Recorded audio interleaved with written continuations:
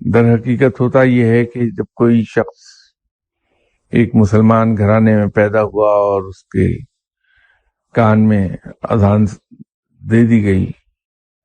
اور اس کا نام مسلمانوں کا سر رکھ دیا گیا، تو وہ ماں باپ سے سن سن کے اس عقیدے پر ہوتا ہے کہ میں مسلمان ہوں اور قرآن پاک جو ہے یہ اللہ کی کتاب ہے۔ وہ کبھی سوچتا ہی نہیں اس بات کو کہ اس سب کا مطلب کیا ہے اور مجھے کرنا کیا ہے۔ اور شاید یوں سمجھ لیجئے کہ وہ ہر چیز کو فار گرانٹیڈ لیتا ہے، جبکہ وہ شخص جو عمر کے کسی حصے میں مسلمان ہوا تو وہ جب اسلام کو قبول کرتا ہے اس تمام اسٹڈی کے بعد، تو وہ کنونسڈ ہوتا ہے کہ یہ مذہب سچا ہے اور اس مذہب پر مجھے اس طرح سے عمل کرنا ہے۔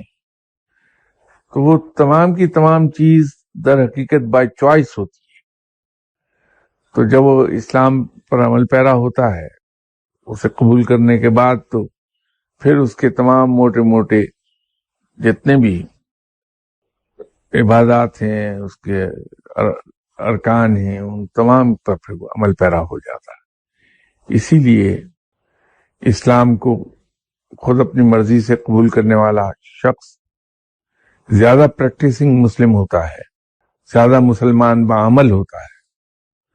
بنسبت اس کے جو میری طرح کسی